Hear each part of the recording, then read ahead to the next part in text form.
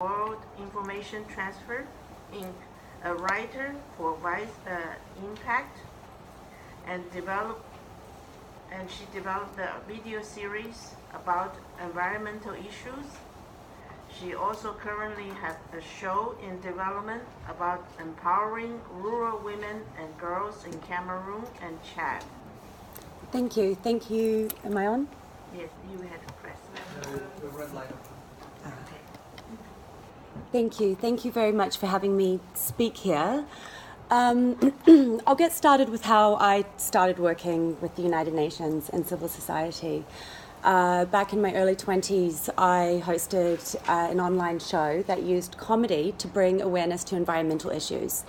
And we became one of the first big online shows and reached an audience of 25 million back in 2007, which was a significant number.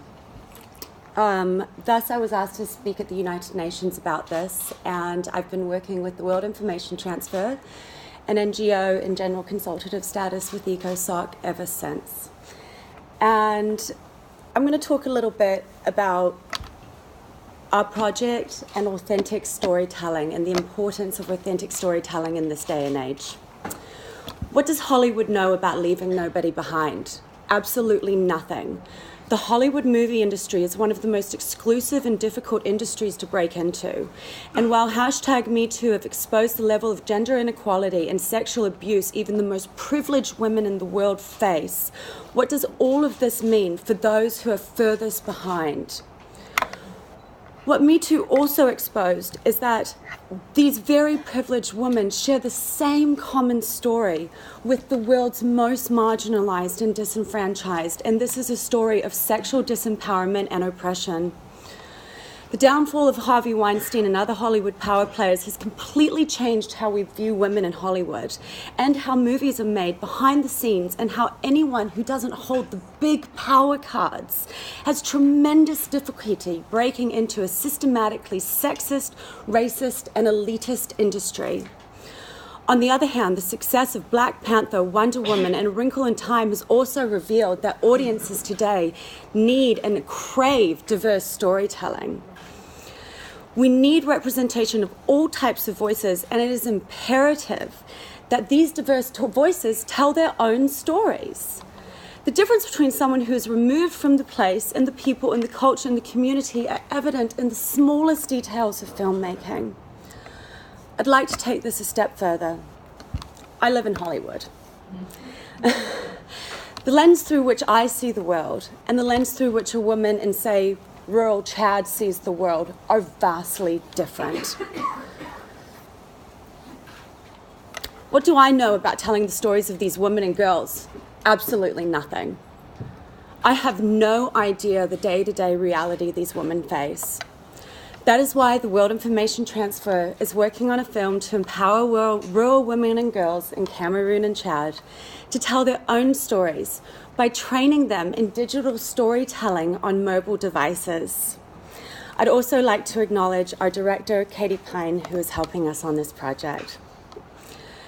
I want to tell these women's stories. I hear them and they send chills down my spine. I want to get these stories out into the world, but I cannot tell them authentically.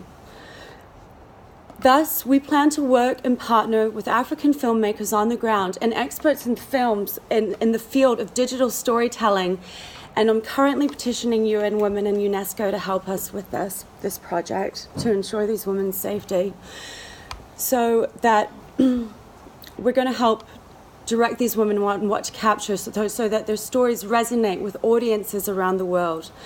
Because it is critical that viewers are able to recognize themselves in characters.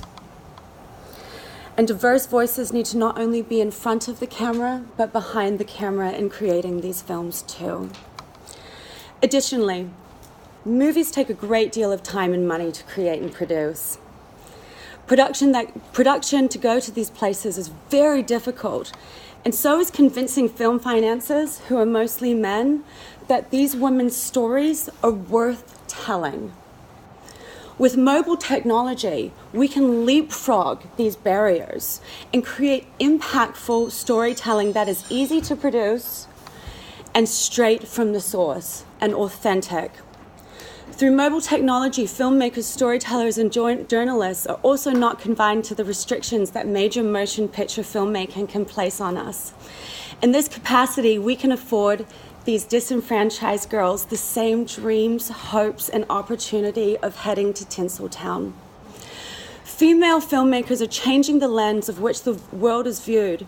And my goal with this project is these women become the stars of their own show and not some actress recreating their story.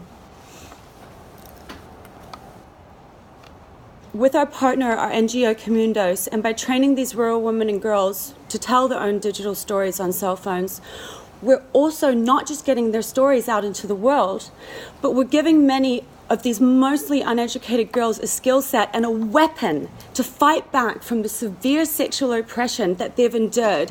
We're putting microphones directly in their hands so they can finally too scream, "Time's up." So what does this look like? Dija Debrilla of the nomadic Fulani in Chad tells me of the long and treacherous journey to collect water and of the thieves and police who rape them along the way. Myself as a journalist and a documentary filmmaker would have tremendous difficulty going to Chad and going on this journey with her and capturing this footage.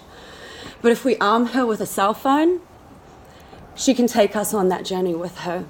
And the world can see what Dija faces every single day of her life.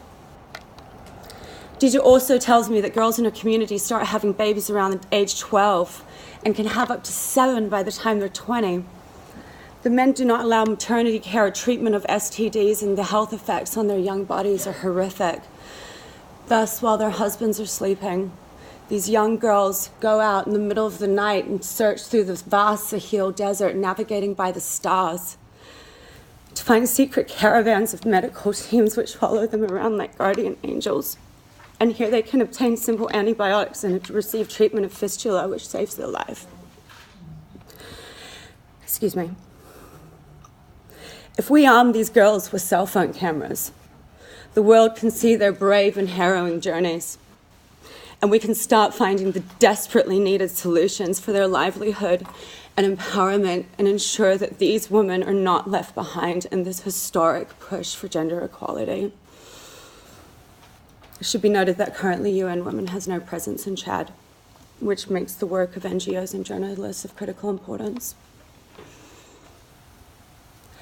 By allowing these women to tell their own stories, I'm also not imposing my Western values or the lens through which I see the world on their own stories. They can then tell their own stories in their own voices, and hopefully, with Me Too and this historic push, the world is finally ready to listen. Thank you so much for having me.